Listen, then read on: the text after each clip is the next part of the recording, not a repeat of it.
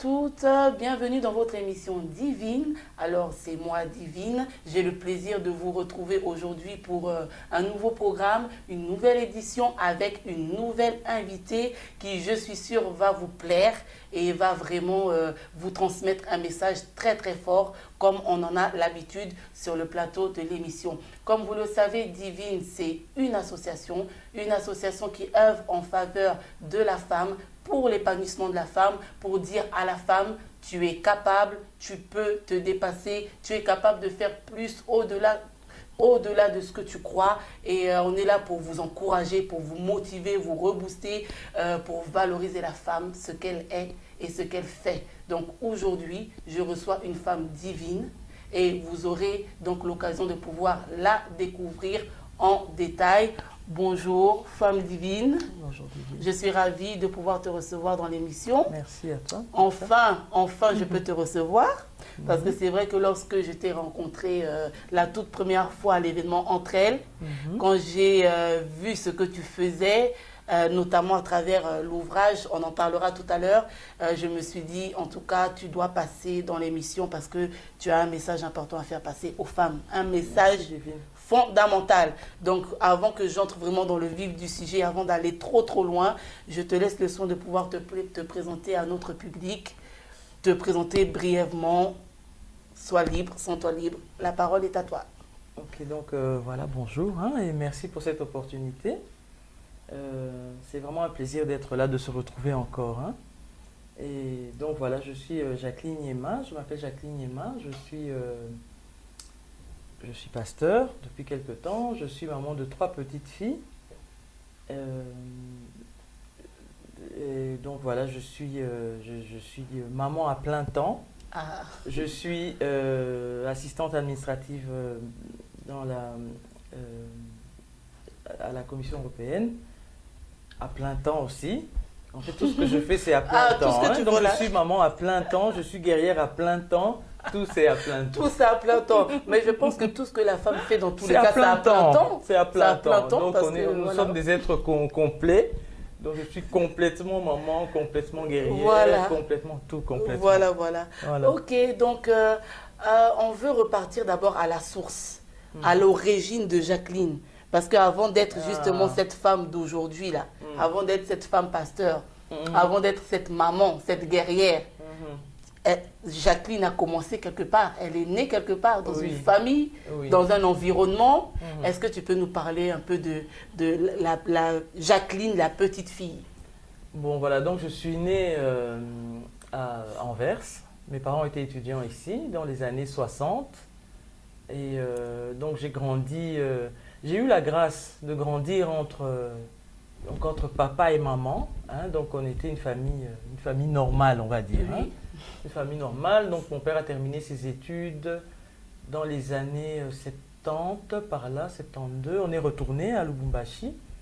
Et donc j'ai grandi dans un foyer où le mot-clé était l'amour. J'ai pas eu de problème. Pas eu de problème. Donc on avait... Donc j'ai 2 sœurs et 3 frères. Donc c'était vraiment la famille parfaite, peut-être trop parfaite. La famille lambda, quoi. 3 filles, 3 garçons, papa, maman. Donc j'ai pas eu de problème. Pas eu de problème en particulier. Et donc voilà. Et puis je suis revenu vers début 80 pour mes études ici. D'accord. Donc vous êtes né et grandi à Anvers, donc en Belgique. Vous êtes reparti à quel âge? Donc, en fait, revenu à quel âge? Pas vraiment grandi, parce qu'on est parti quand mon père a fini ses études, c'est-à-dire 70, 72 par là. On est retourné donc au Congo, Lubumbashi, puis on est revenu début 80 pour nos études. D'accord. En fait, donc vous êtes parti, vous aviez à peu près une dizaine d'années? Non, même pas. Même pas. J'avais 6 ans peut-être. 6 ans, d'accord. Et il n'y a pas eu un petit choc culturel? Comment est-ce que vous avez découvert le Congo? Le seul souvenir que j'ai de Lubumbashi, en fait, c'était les moustiques. D'accord. Ça, c'était le truc dont je me rappelle. Mais bon, on était petites, donc vraiment, oui, vous n'avez pas senti de différence entre... Non, pas vraiment. Entre les deux nations. Pas vraiment. Donc, on est resté un peu à Lubumbashi, puis Kinshasa, puis on était bien. On n'était pas... ça n'a pas vraiment changé. D'accord, vous n'avez pas senti Ça de n'a différence, pas, d'accord. non, pas vraiment, à part les moustiques.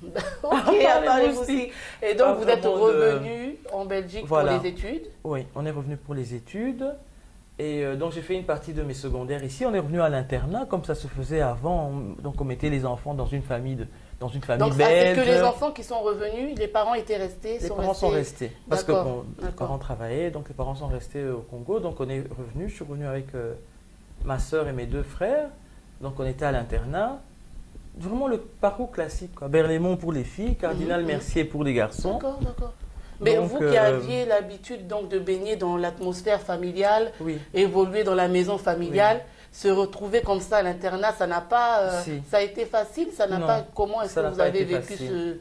ce Ça n'a pas changement été ou cette facile. évolution? Ça n'a pas été facile, mais si je dis Dieu était là, Dieu a toujours été là, sans même qu'on s'en rende compte, mais je pense que le Seigneur nous a toujours pris dans sa main et on a pu passer ces étapes-là. Donc on est resté peut-être 3-4 ans ici, et puis moi je suis retourné au Congo pour terminer, cette fois-ci mes secondaires. Qu'est-ce qui a été le plus difficile? Parce que quand on dit, bon, ça n'a pas été facile, oui, C'est le le- changement, mais si on peut donner un peu plus de détails, Oui. qu'est-ce qui était vraiment pas facile C'est ou le fait plus d'être difficile? sans notre maman. Ça, c'était le plus difficile. Être loin de maman, Oui, de la c'était ça présence le plus maternelle. difficile, oui. Oui, c'est vrai que bon, notre père nous manquait aussi, mais notre maman, ça on a vraiment ressenti parce que bon, la maman, bon, on sait la place qu'elle a. Mhm. Et ça, je crois que c'était le plus difficile, de la voir au téléphone. Et ce temps-là, c'était pas comme maintenant, hein, c'était pas Il n'y avait pas le WhatsApp, GSM appel et tout. gratuit, Non, non, c'était illimité, tout ça. le fixe. Et encore, quand on appelait de la maison, ça coûtait, il fallait aller prendre c'était terrible, il fallait des cartes, c'était la RTT avant, je sais plus, enfin. On n'avait pas toutes ces facilités qu'on a Maintenant, pour la aujourd'hui. communication. Et bon, elle d'accord. venait de temps en temps nous voir, mais c'était à chaque fois un déchirement quand elle partait. C'était vraiment la place de notre maman, c'était... Mais comment vous avez donc réussi à conserver ce lien en fait, mère-fille ou parent-enfant, Mais je crois malgré la distance et les problèmes de communication? Mais la fondation était bonne. Tout dépend de la fondation. Donc la fondation était déjà, la base était déjà mise.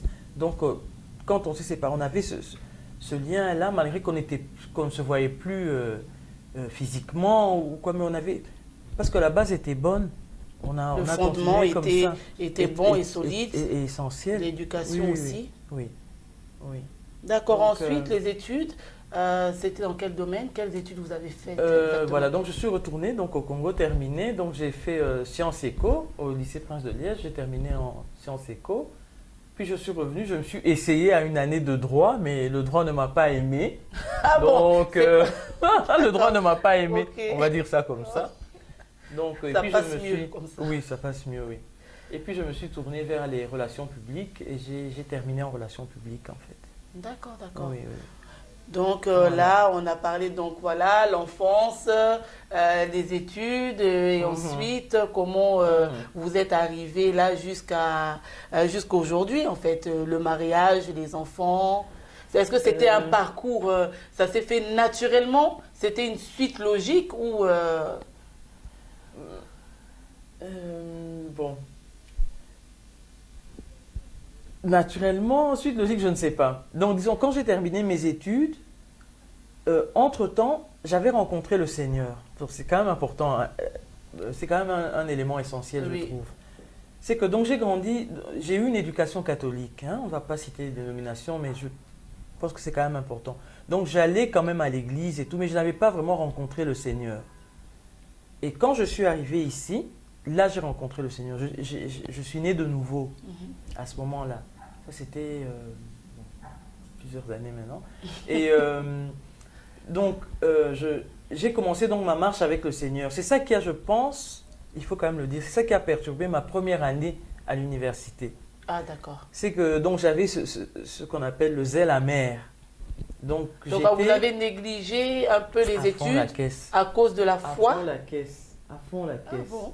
Donc j'étais aux réunions le mardi, le mercredi, le vendredi le samedi, groupe des jeunes, le dimanche à Donc l'église. tous les jours à l'église et les études en Donc j'avais 5 jours stand-by. d'église et 2 Aïe, aïe, jours aïe, aïe, aïe. d'études. Donc 5 jours d'église et 2 jours. J'étais à l'ULB, je faisais le droit. Et en même temps, c'était, quand j'y repense, je me dis, mon Dieu, quelle folie. Mais bon, c'était le zèle amer. Bon, il fallait que je passe par là. Mais bon, j'ai quand même eu mon diplôme. Donc j'ai ma maîtrise en relations publiques. Et puis, donc j'ai rencontré mon mari.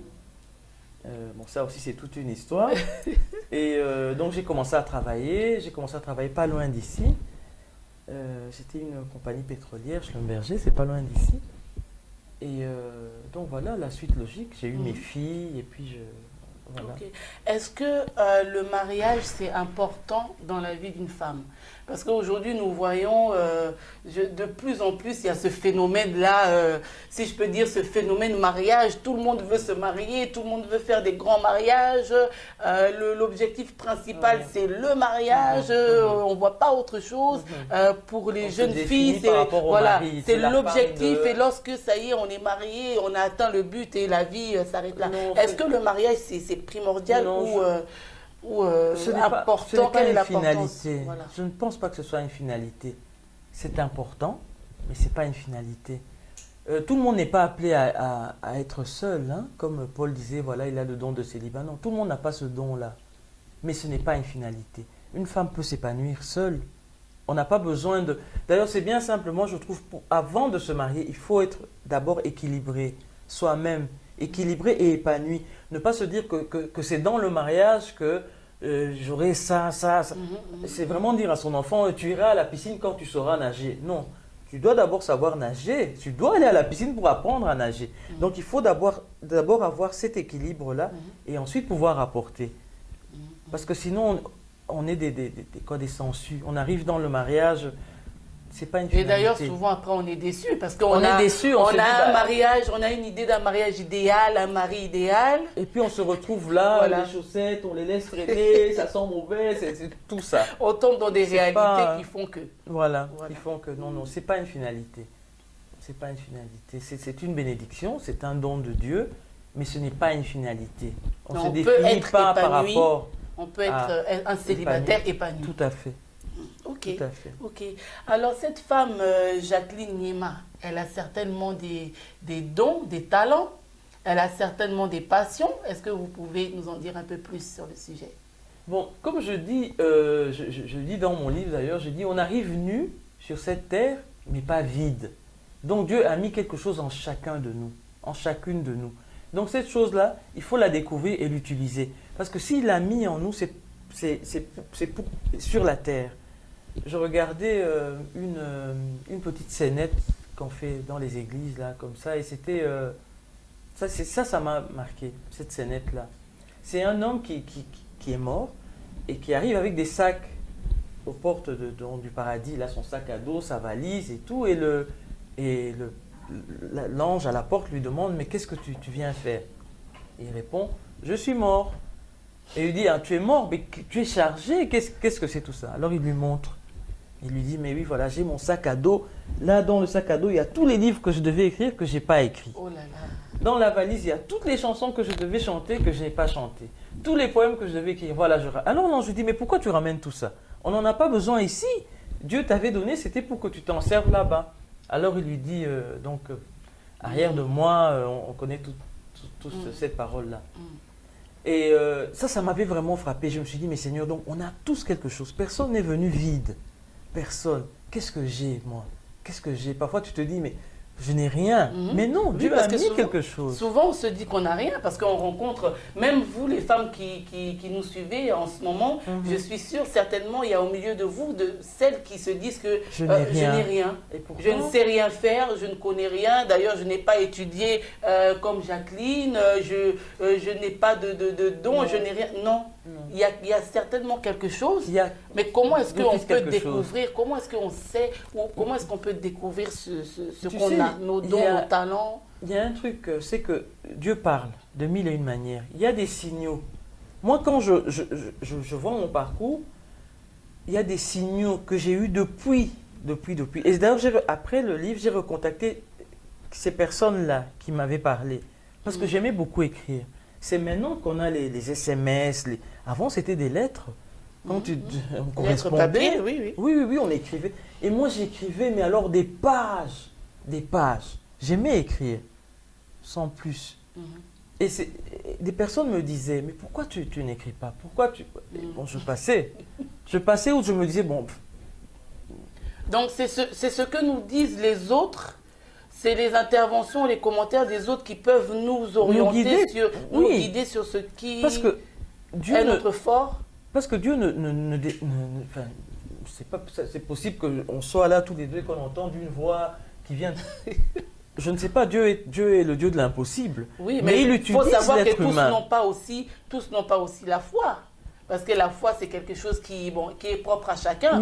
Mais tous n'ont pas cette foi-là de se dire que, bon, Dieu va me parler, Dieu va me dire, Dieu va m'orienter. Pour ceux qui n'ont pas cette approche-là de... On a ce qu'on appelle,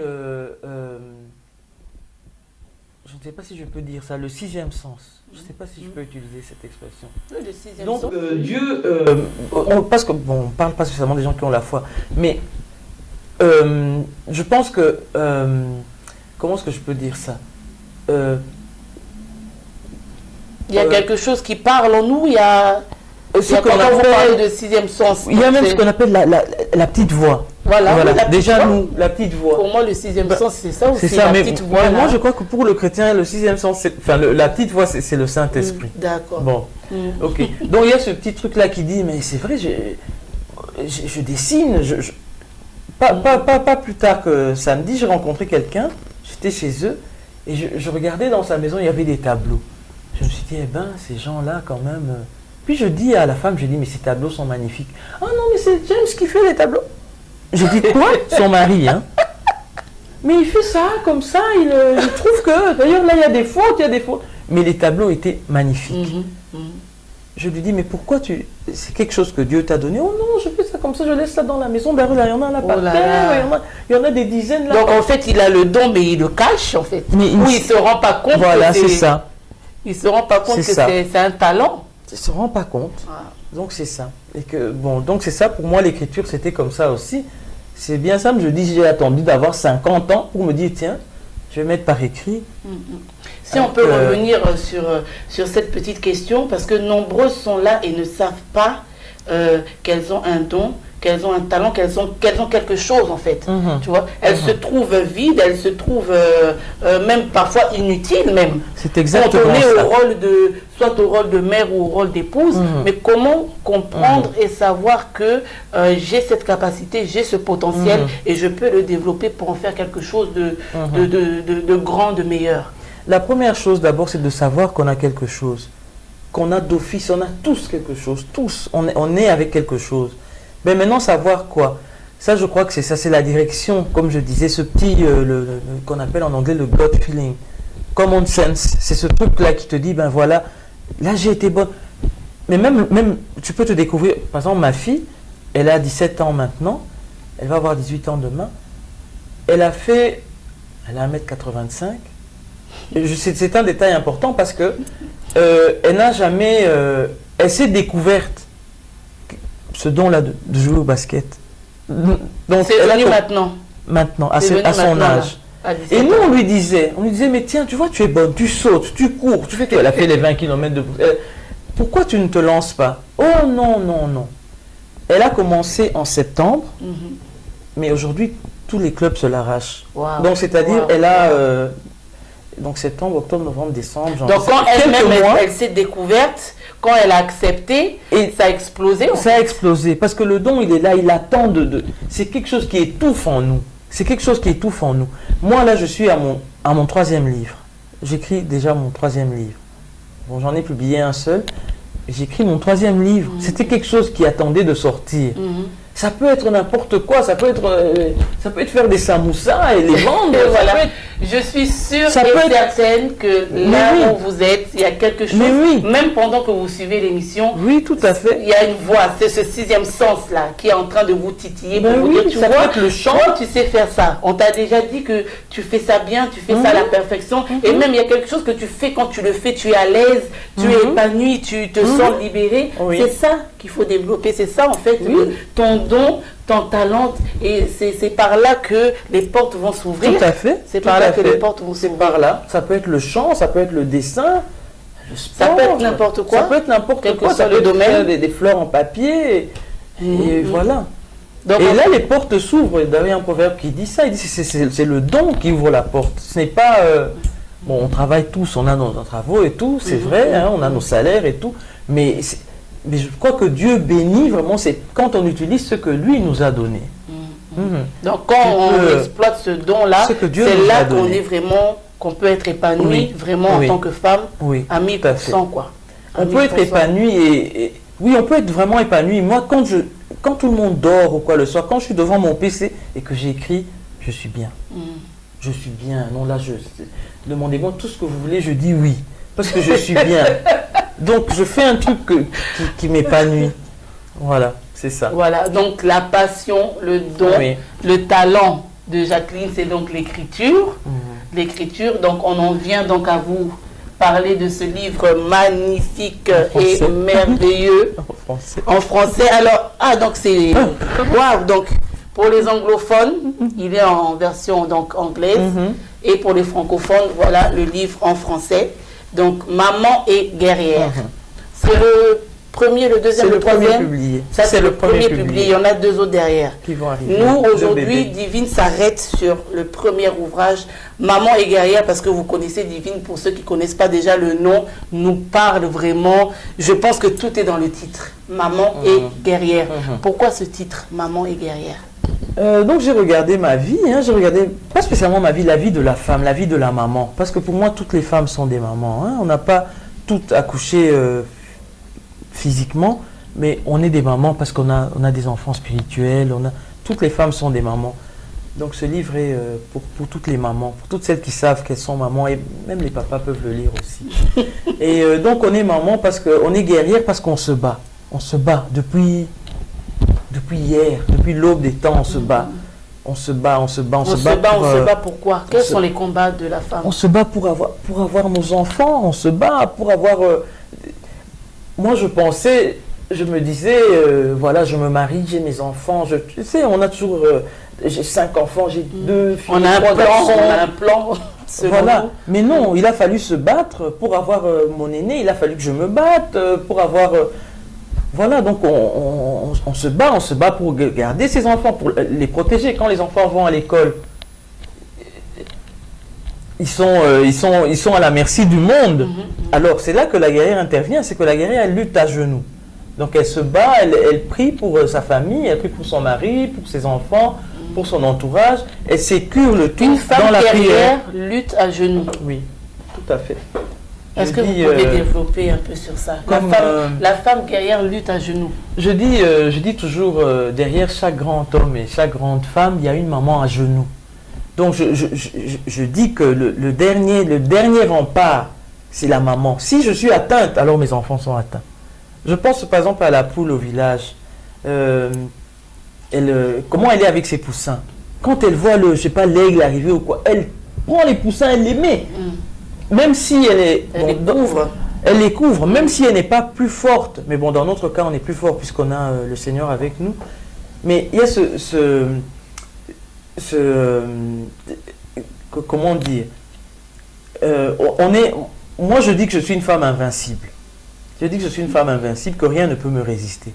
Parce que j'ai compris qu'on n'utilise pas une arme charnelle pour régler un problème. On utilise une arme spirituelle parce que derrière tout ce qui se passe, il y a un esprit. Et donc le fait d'être, quand vous dites à genoux, donc en fait c'est la prière. C'est le symbole de la prière, c'est ce qui symbolise la prière. C'est la prière. Donc maman, une femme doit être une femme de prière, doit prier. Tout à fait. Donc j'ai compris ce que la Bible dit. La Bible dit on ne se bat pas contre la chair et le sang, mais contre tous les esprits les esprits des ténèbres, les dominations, les principautés. J'ai compris que tout problème a son origine dans le spirituel. Donc ce que je fais, je sécurise mon spirituel. Moi, mes enfants, mon mari, ma famille, je sécurise. Et je sais que le monde spirituel est parent du monde naturel. Donc une fois que tu as sécurisé le monde spirituel, ben, le monde physique va de source. Couper, ça a l'air beaucoup plus facile pour vous parce que vous avez cette connaissance c'est votre, entre guillemets, votre monde, votre univers, la prière, le spirituel. Mais pour une femme qui est là, qui nous regarde et qui est mère, comment est-ce que vous, comment l'encourager dans ce rôle de mère-là, de guerrière, comment l'amener justement à comprendre que c'est un combat et qu'il faut se battre aussi. Donc, moi d'abord, premièrement, j'invite toutes les femmes à la connaissance de la parole. Donc, tout nous ramène toujours autour de la parole. J'invite la femme à la connaissance de la parole. La Bible dit, mon peuple est détruit, faute de connaissance. Et la connaissance, elle est là, elle est à la portée de tous, de toutes et de tous. Donc, j'invite d'abord la femme à la connaissance, de savoir qui elle est. En tout premier lieu. Oui, de savoir qui elle est, de savoir qui elle est en Christ. Parce que c'est important, c'est primordial. Connaître son identité. Oui, c'est primordial. C'est primordial. Le salut, j'invite la femme d'abord à chercher Dieu, à connaître Dieu. Oui, à rencontrer Jésus, à rencontrer Jésus-Christ. D'abord, c'est la seule chose que je peux dire, c'est d'emmener la femme à la connaissance de la parole. Parce que la prière, ça aide beaucoup, selon vous, ça aide beaucoup. Mais la prière, c'est un mode de vie. Dans la vie de femme et de mère. La prière, c'est un mode de vie. C'est un mode de vie, c'est quelque chose... On se lève, bon, d'abord, on se réveille le matin, ok. C'est pas le réveil qui nous réveille, on est d'accord. C'est pas le réveil qui nous réveille. Comme on dit, mettez un réveil à la morgue, les morts vont pas se réveiller. C'est Dieu qui donne le souffle de vie. Tout ça, c'est des choses qu'il faut savoir. Et moi, je ne peux rien dire d'autre que ça. Parce que c'est ça ma vie. C'est ça ma vie. Donc, Jésus-Christ est ma vie. Donc, j'invite toutes les femmes à la connaissance de Jésus-Christ. Et c'est lui, donc c'est lui qui nous donne de nous connaître tel qu'on est. C'est lui qui nous aide à découvrir qui on est réellement. Avec lui comme miroir. Avec lui comme miroir. Donc la vraie identité de la femme, elle passe par Jésus-Christ. Par rien d'autre.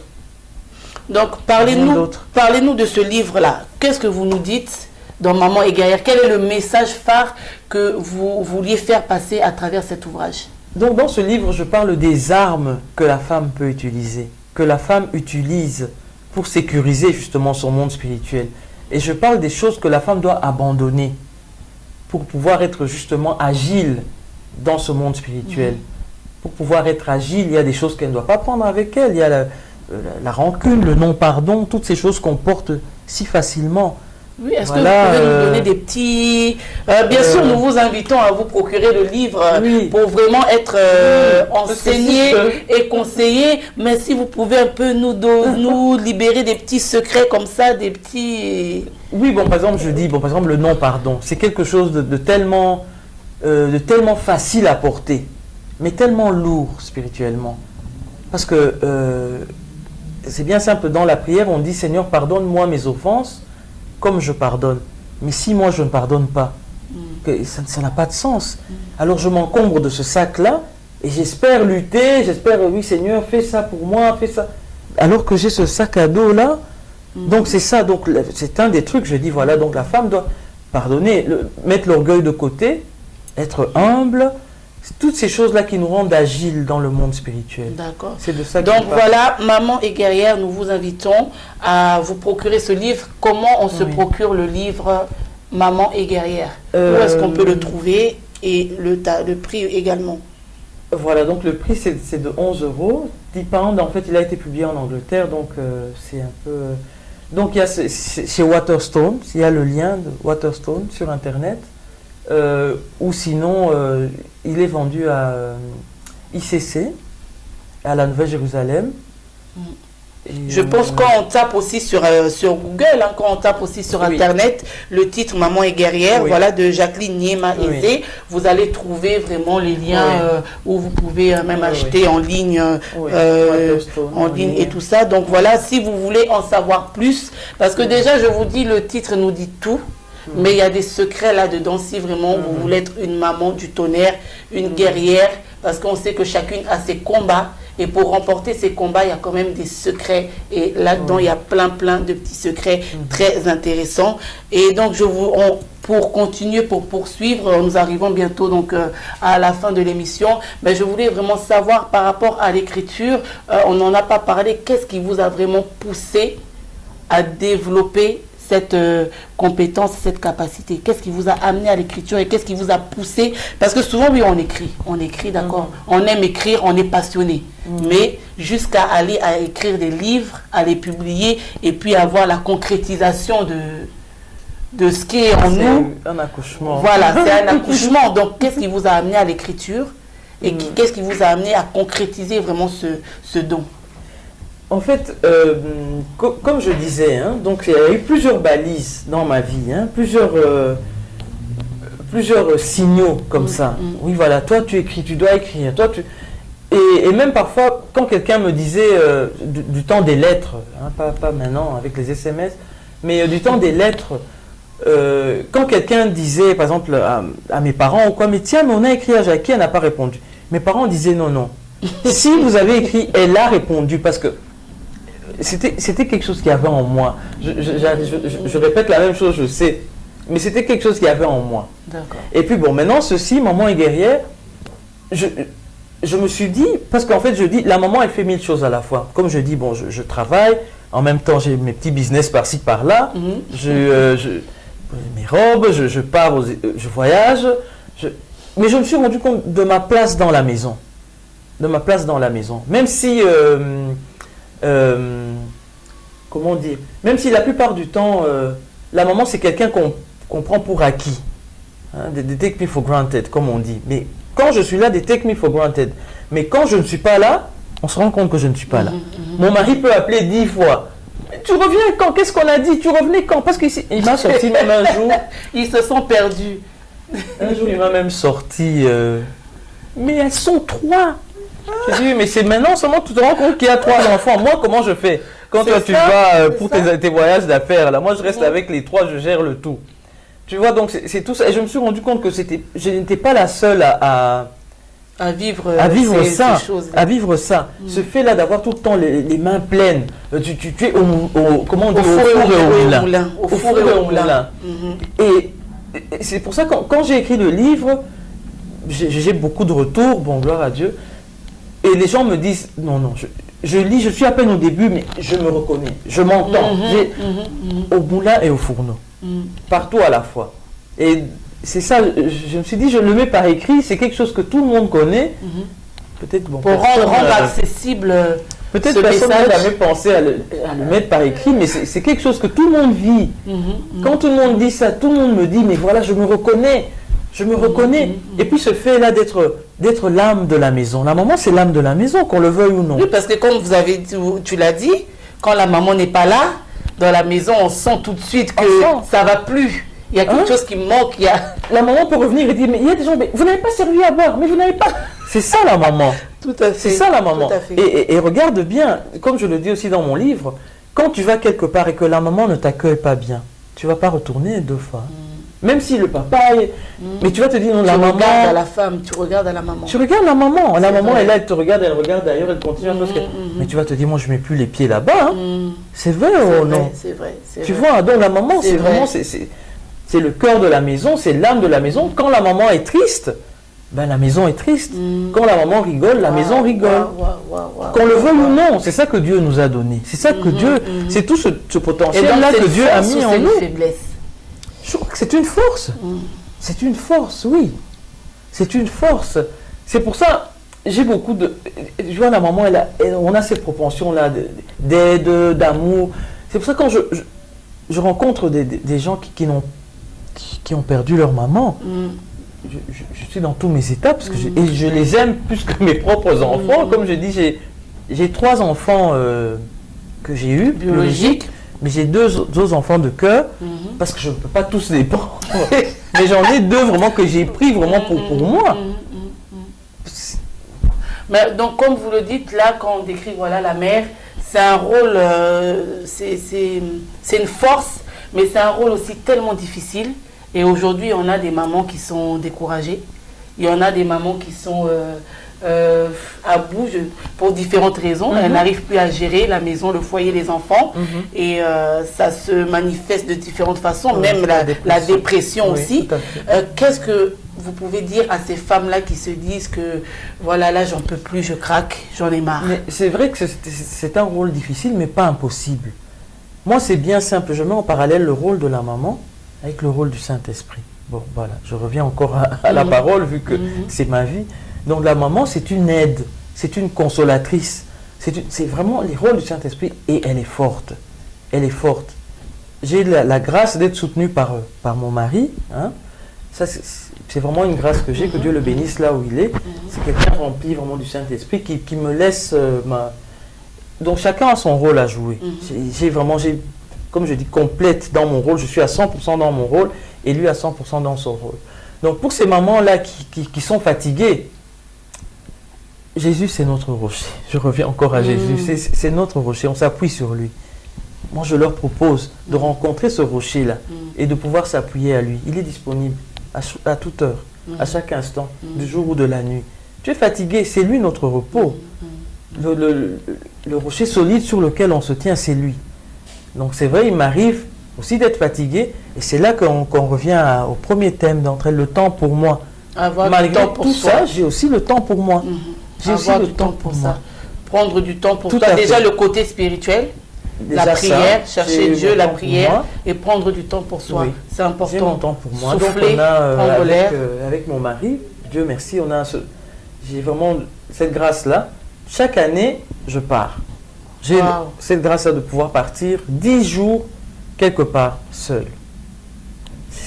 Et là, vraiment, c'est des moments où voilà, oui.